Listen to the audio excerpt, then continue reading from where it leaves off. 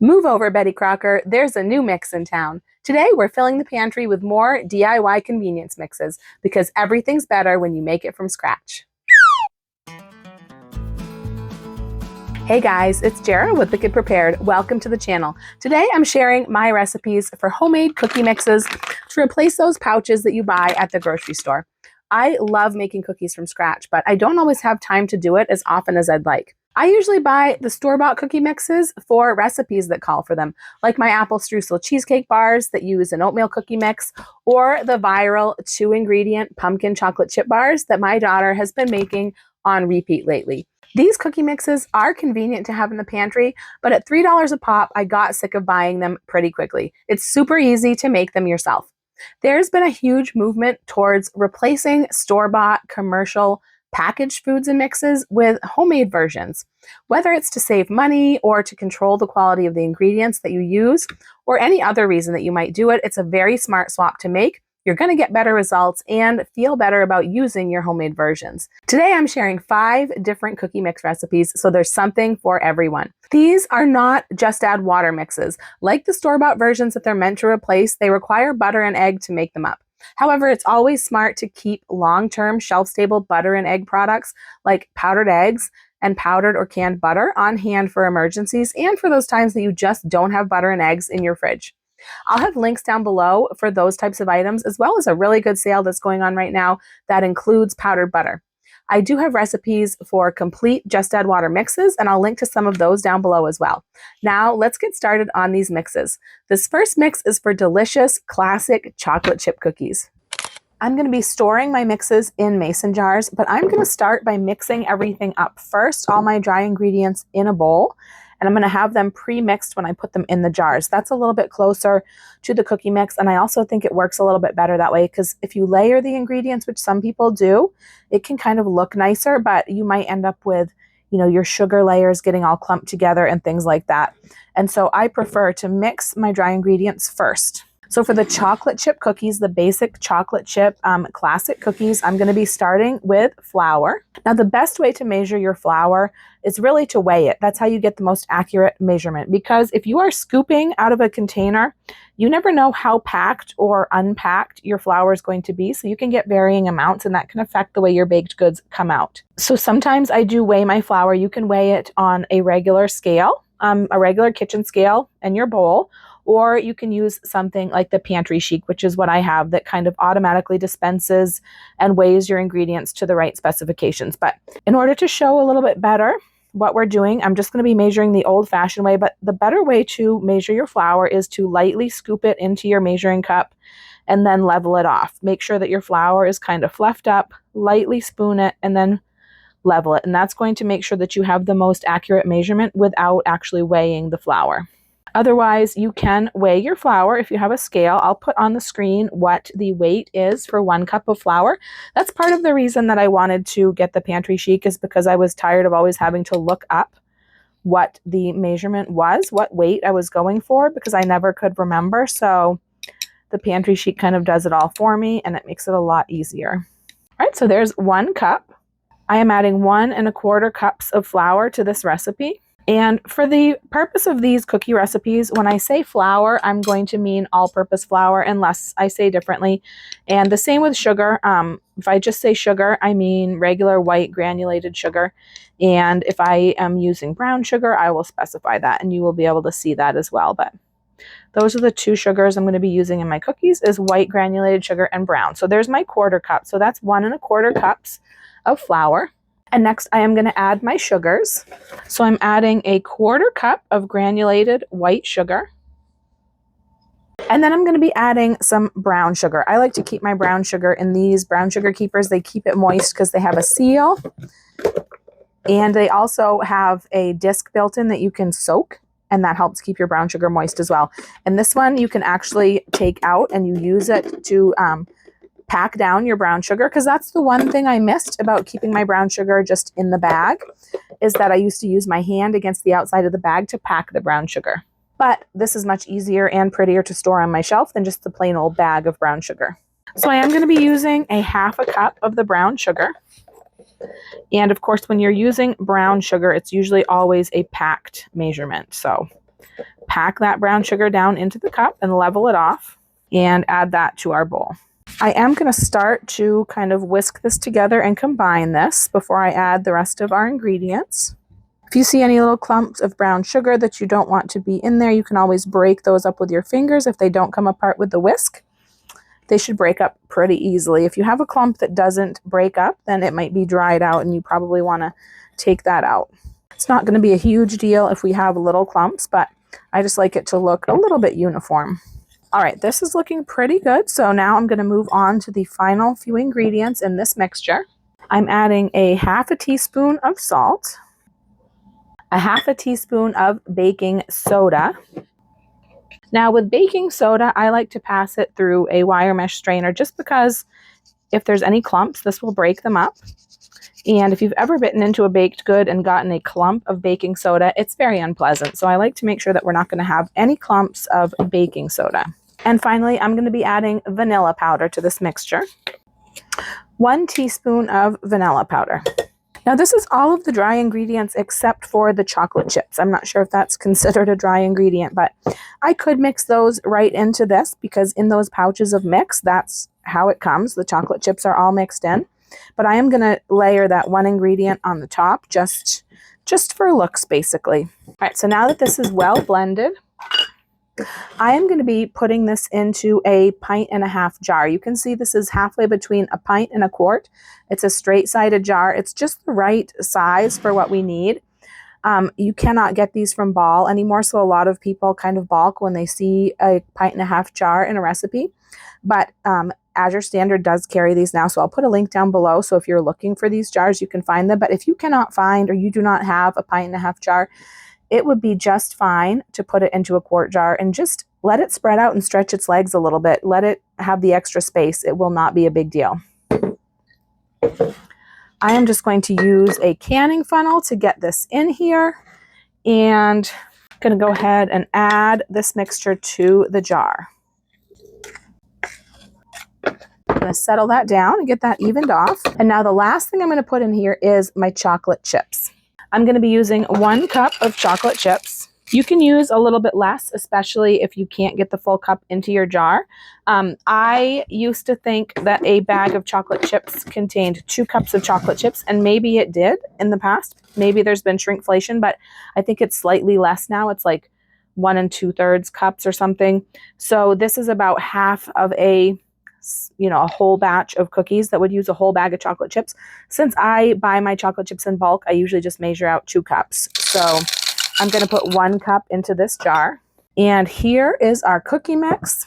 Another thing you could do if you don't have the 1.5 pint jar is you could just put your cookie mix in a pint jar. I think it would fit. And then you could just put your chocolate chips separately. So that's another option. If you are going to vacuum seal your jar or you're going to keep them on your shelf longer, just make sure that you do wipe the rim of your jar before you put the lid on, because the powder from the flour and everything can affect the seal. So let's go ahead and add the lid. And here is our jar of chocolate chip cookie mix all ready to go on the shelf. Of course, I'm not going to put it on the shelf. I'm going to show you how to fix this up and how it turns into cookies.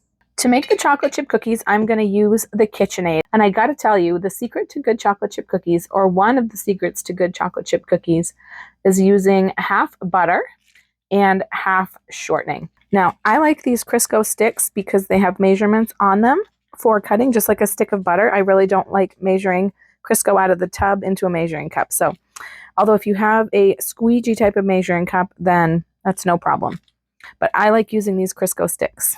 Now, I know a lot of people are going to freak out when I say shortening, but these are cookies. This is not health food. So no matter how you cut it, they're not going to be healthy.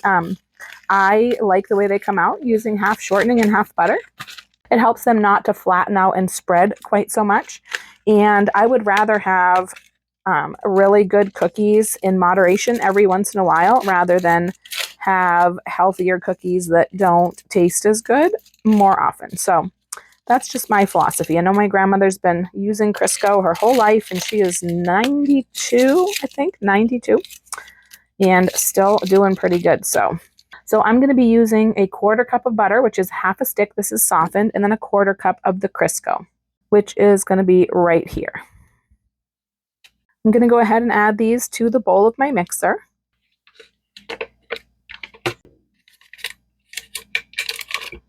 Now I'll show you a trick for softening butter quickly, because in my house, the kitchen is the coldest room in the whole house in the winter.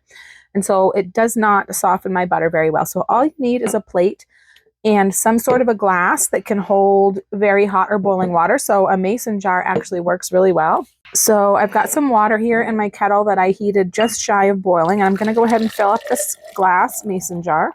And I'm going to let this set for just a minute or two, just so that the glass can get really warm.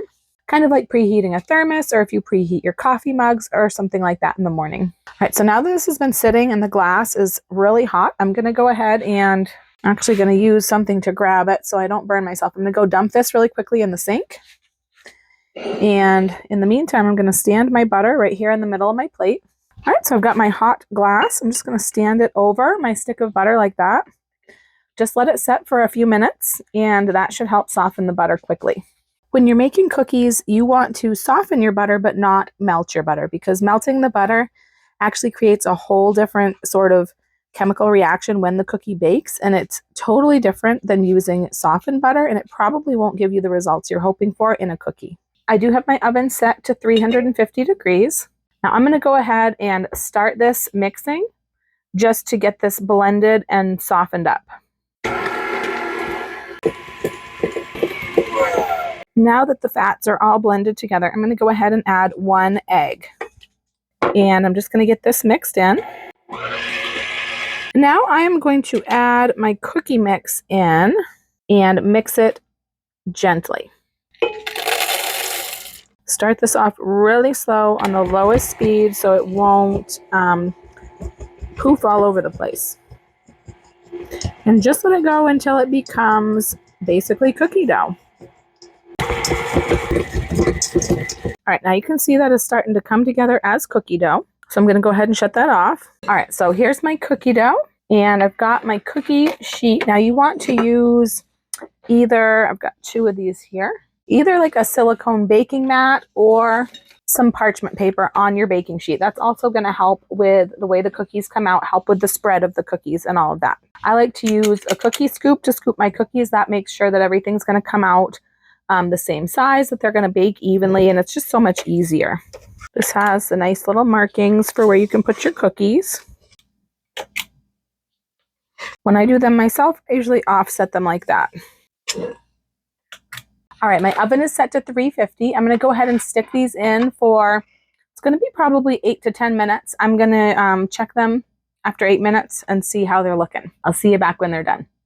All right, here's our first pan. This is them at 10 minutes. So I think this is going to be just about perfect. I'm going to go ahead and let these cool for about 10 minutes or so before I try to take them off of the tray. And I'm going to go ahead and put in this second sheet that's on the parchment.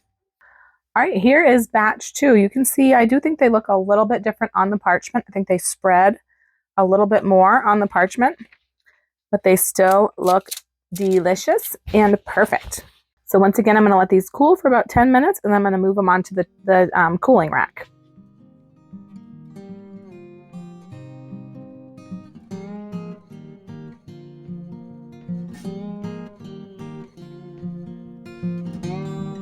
This batch made 23 cookies, a few of which have already gone missing because, let's face it, there's people in this house who are not going to wait for these cookies to cool.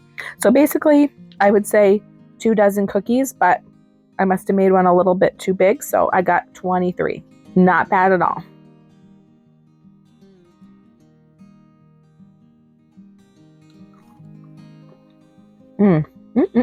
So good. If you're watching this video, I know you're the type of person who always looks for a better way. There are a lot of things that we can make better ourselves, but what about those things we can't make ourselves or just don't want to? We found a better way to shop for many of the basic items we use every day.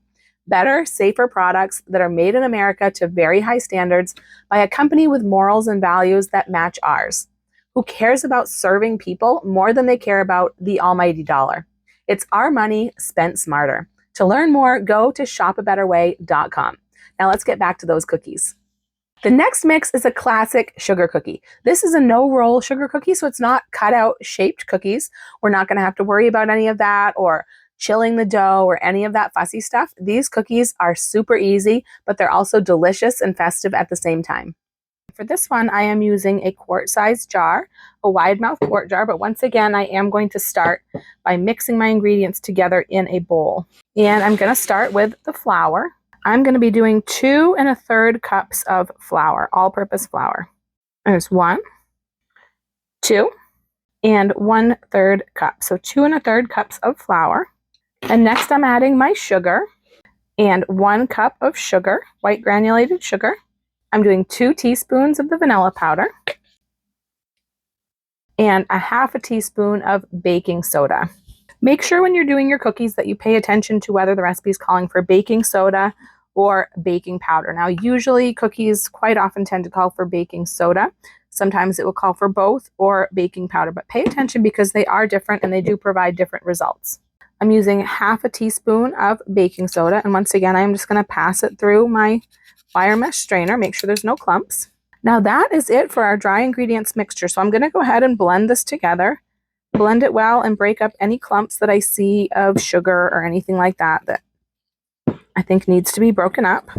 Now this is the only recipe out of these that is more like a full batch of cookies. And so if you wanted to do a 1/2 batch, which is more like what the package of mix would make, you can go ahead and just halve everything and put it into a pint jar. All right, I'm going to go ahead and add my mix to this jar, this wide mouth quart jar. All right, now I'm going to go ahead and level this off. And there is a little bit of room left in the top of this jar, and this is where I'm going to put some sugar for rolling the cookie balls. Now you can use white granulated sugar, or you can use a colored sugar if it's the holidays or if you just want to go along with a certain theme. So you can put whatever you want to roll your cookies in. You only need about, I don't know, 1/4 to 1/3 of a cup of sugar, probably, maybe a 1/2 cup. I'm going to use a fold top sandwich baggie for this to contain my sugar and keep it separate from the rest of the mix. I think I'm going to do green. I could do a little of each. I could do red and green. Maybe I will do that. I'm going to add a second baggie in there, and I'm going to do 1/2 and 1/2 sugar. Now you can color your own sugar with a little bit of food coloring, or you can just buy colored sugar. That's what I usually like to do just because it's easier. It's pretty inexpensive. So there's my red sugar. I did a 1/4 cup of the red. Now I'm just going to twist this bag up, and I'm going to do about a 1/4 cup of the green sugar on this side. Twist this bag up as well. Tuck that down in there. I'm going to go ahead and get a lid on here.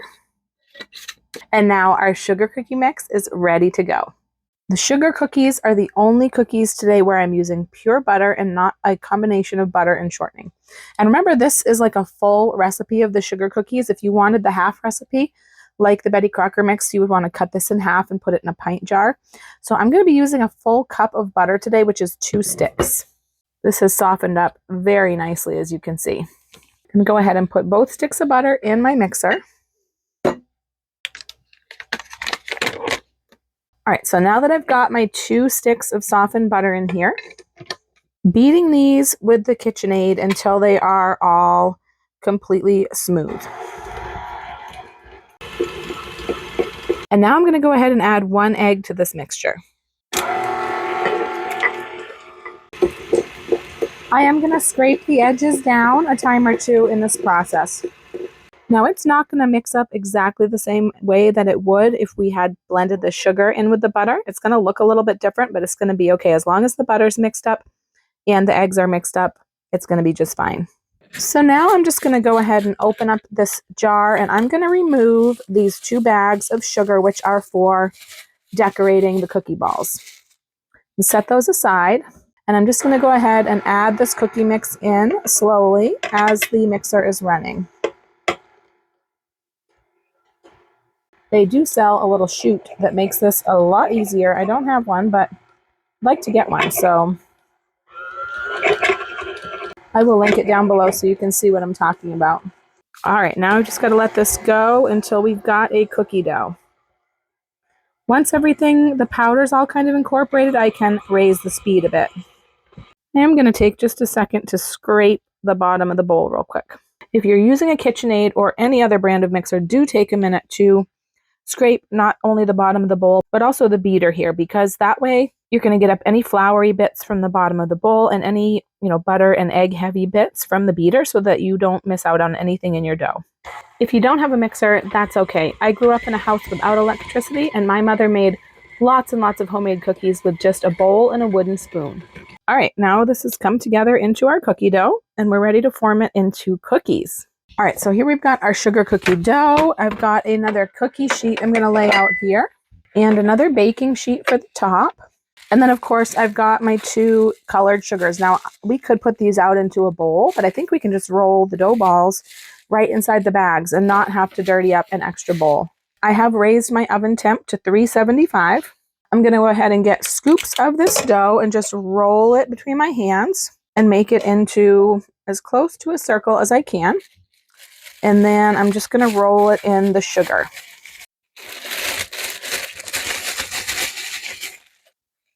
Now, one thing I am going to do before I bake these is I'm going to use the bottom of a glass or a glass bowl in this case and just flatten these slightly, not a whole lot. I'm going to do all the green ones first, just so that if we transfer any sugar, it's going to be a green on all of them. So just about like that. Wipe off my bowl. I'm going to go ahead and do the red ones. And like I mentioned, I do have my oven going at 375. So I'm going to go ahead and get these into the oven for about 9 to 11 minutes or until they are done. Every oven can be a little bit different, so I'm just going to check on them. I'll probably start checking on them at 8 to 9 minutes and take them out when they're ready. I'll see you back here. All right, so here are the cookies. It's been about 10 minutes and they are set around the edges, but they're still soft and puffy in the center. I'm just going to let these cool and then remove them to the rack. Beautiful.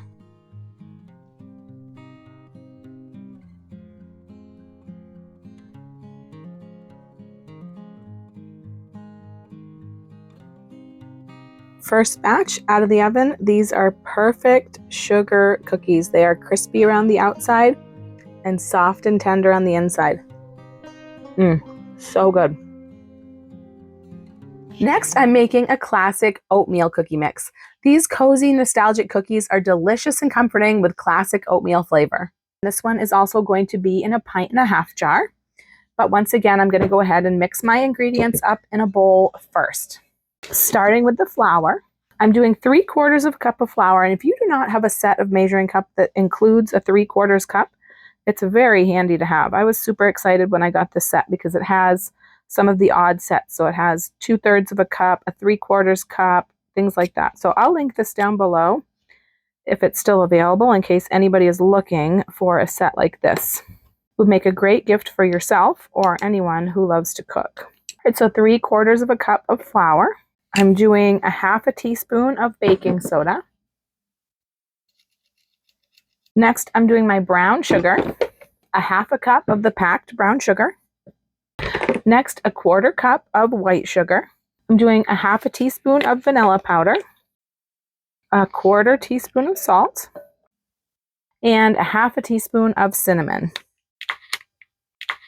So 2 clicks of the dial. And now I am going to put my oatmeal in here, but I'm going to go ahead and mix these ingredients together first before I add the oats.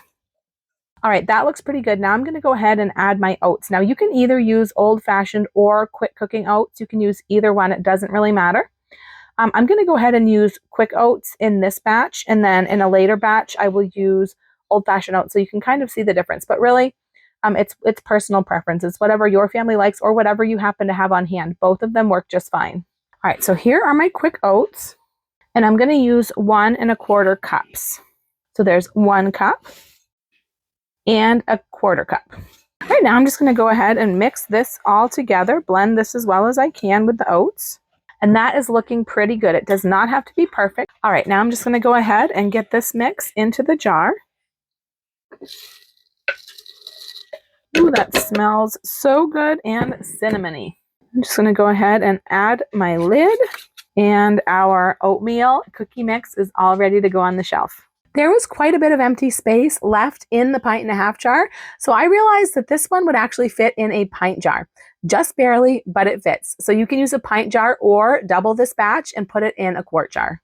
Now for the oatmeal cookie mix, the plain classic oatmeal cookie mix, when I'm making the pint-sized batch, it's the same story, different mix. I'm going to be using 1/4 cup of butter and 1/4 cup of shortening and 1 egg. I'm going to add my softened butter and my shortening, which is always soft, to the bowl of my mixer. Now I'm going to go ahead and add in my 1 egg. I am going to scrape the bowl 1 time. And now I'm going to go ahead and add my mix on the lowest speed possible. I'm going to give it 1 scrape. All right, now we've got our dough. Let's get these scooped out onto the pan. All right, so I've got my dough and I've got my pan and I've got my scoop. Just going to go ahead and scoop these onto the cookie sheet. All right, I've got my oven set to 350. I'm going to go ahead and stick these in at 350. I'm going to start checking them at 8 minutes and take them out when they're done. All right, here's the first tray of oatmeal cookies. You can see they're starting to brown around the edges and they're nice and puffy in the centers. I'm going to let these cool for about 10 minutes and then get them off the trays. This was 10 minutes of baking. I don't know if I said that.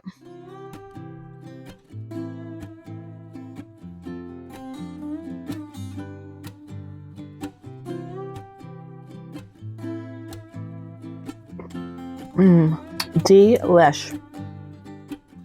The next cookie mix I'm making is one of my all-time personal favorites, and this is a Snickerdoodle cookie. These are going to be made in a 1.5 pint jar. And I'm starting with my ingredients in the bowl. And once again, I'm starting with my flour. I'm going to do 1.5 cups of flour. There's 1 cup and 1/2 cup. Next, I'm adding my sugar, 3/4 cup of white sugar. I'm adding 2 teaspoons of vanilla powder. And next, I'm going to be adding a teaspoon of cream of tartar. Now, this is very important because this is the ingredient that gives Snickerdoodles their kind of characteristic little tang that they have to their flavor. So, a teaspoon of cream of tartar. I am going to run this through my wire mesh strainer. 1/2 teaspoon of baking soda. And 1/4 teaspoon of salt. Now I'm going to go ahead and just blend all of these ingredients together. And I'm going to add them to my 1.5 pint jar. Now right here in the top of the jar where we have a little bit of extra space, I'm going to put a baggie with our cinnamon sugar, which is what we're going to roll these in when they're ready to be baked. So I've got my baggie and I've got a little prep bowl. And into this prep bowl, I'm going to just put my sugar and cinnamon. I've got 1/4 cup of sugar. And then I'm adding 1.5 teaspoons of cinnamon, which is going to be 6 clicks of my dial. Just going to go ahead and blend this together. Make a little cinnamon sugar. I'm going to break up any clumps I have in my sugar.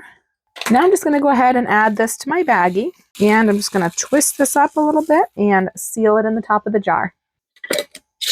And here is our Snickerdoodle cookie mix, all ready to go on the shelf. Of course, we are not going to put this on the shelf. We're going to bake these up today and see how they come out. Now, this one is going to go together a lot like the sugar cookies. We're going to be using 1/4 cup of butter and 1/4 cup of shortening, as well as an egg. And I'm going to take out the sugar packet first, which is going to be used for rolling the cookie balls. And I'm going to start with my KitchenAid, just blending up the butter and the egg like we've done with all the other cookies. The butter and the shortening and the egg.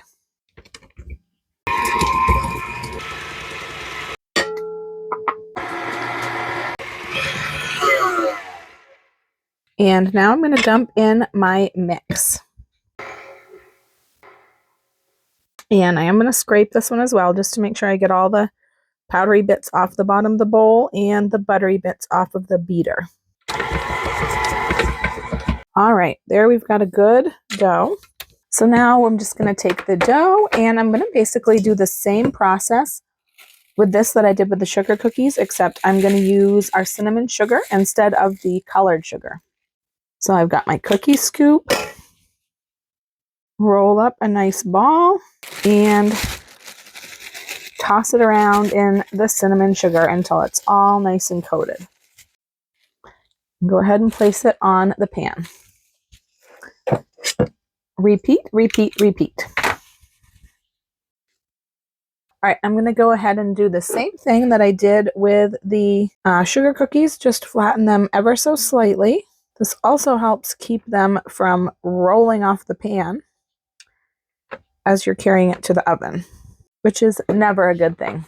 I'm going to go ahead and stick these in the oven. It is set to 375 for these cookies. I'm going to start them at 10 minutes and see if they're done then. And I will see you back here when they're done.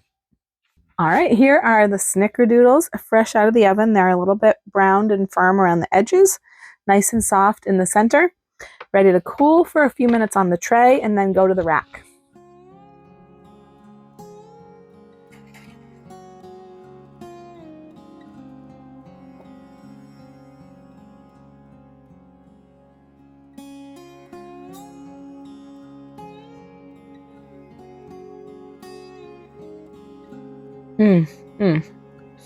So good.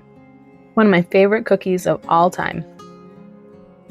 For my final cookie mix today, I'm doing a little bit of a variation, and it's a good example of another reason for making your own homemade mixes. You can change or swap out ingredients to suit your family's tastes. Now, Betty Crocker has an oatmeal chocolate chip pouch, but my family actually prefers the oatmeal scotchies with the butterscotch chips, so that's what I'm going to make. If you wanted to do oatmeal chocolate chip, the only difference really is that you would put in chocolate chips instead of butterscotch. So, of course, I'm starting with my flour, and I'm going to do half a cup plus 2 tablespoons, which is the same as 1/8 of a cup. So it's going to be the same as 5/8 of a cup. So whatever way you want to measure that is going to work fine. I'm going to start with my half of a cup. I am going to do it into the bowl first, just like all the other cookies. So I've got my half a cup of flour. And then I've got these 1/8 of a cup scoops. I actually have a bunch of these. I bought a 4-pack and I use them so much I ended up buying another 4-pack. If you divide recipes a lot, you might use these. I use them a lot for meals in a jar. So I will link these down below in case you are interested in getting yourself some 1/8 of a cup scoops. Otherwise, you can just measure 2 tablespoons because that's the same thing. So there we go. So that's 5/8 of a cup of flour, or a half a cup plus 2 tablespoons. Next, I'm doing a half a teaspoon of baking soda. Also, a half a teaspoon of salt. I'm going to be doing some brown sugar. Now, I'm going to be using 6 tablespoons of the brown sugar. So that's basically a 1/4 cup plus one of those 1/8 of a cup, or 2 tablespoons. So I'm going to start with the 1/4 cup. And next, I'm doing the same amount of white sugar. So 6 tablespoons, or a 1/4 cup, plus 2 tablespoons, or 1/8 of a cup. I'm using 1 teaspoon of vanilla powder. And now I'm going to go ahead and just mix all this together, blend this really well before I add in my oats.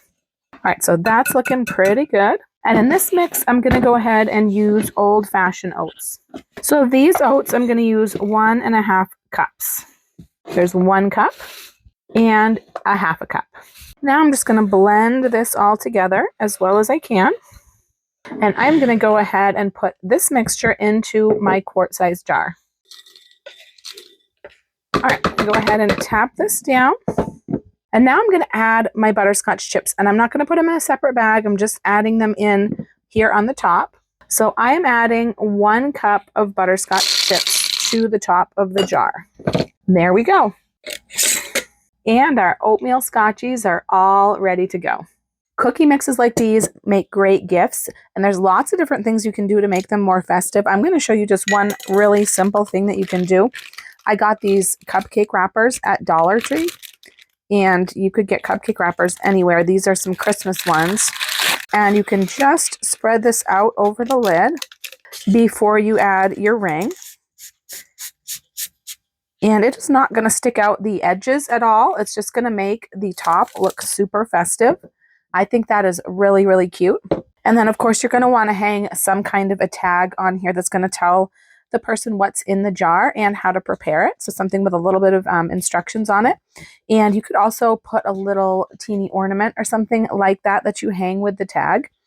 Anything, lots of different ways to make these festive. This is going to go just the same as the other cookies. I've got a 1/4 cup of butter, a 1/4 cup of shortening, and I've got my 1 egg.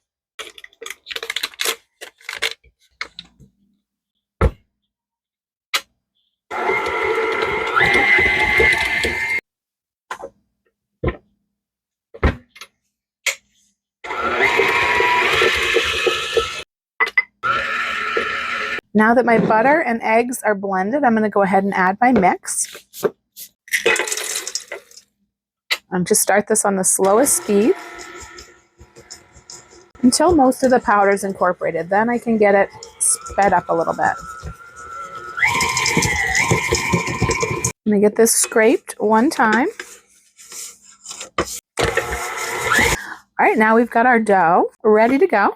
And I've got my baking sheet with my silicone liner, and I do have my oven heated to 350 degrees. Just going to go ahead and get these cookies scooped out onto my tray.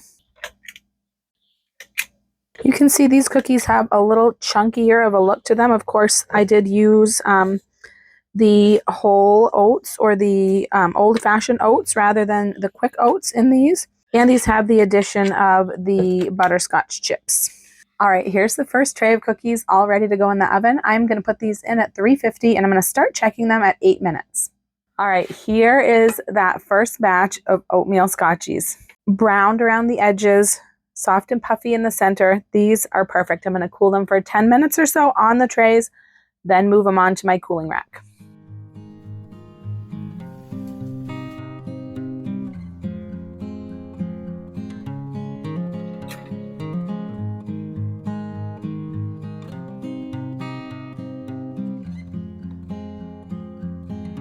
These are definitely a favorite around here.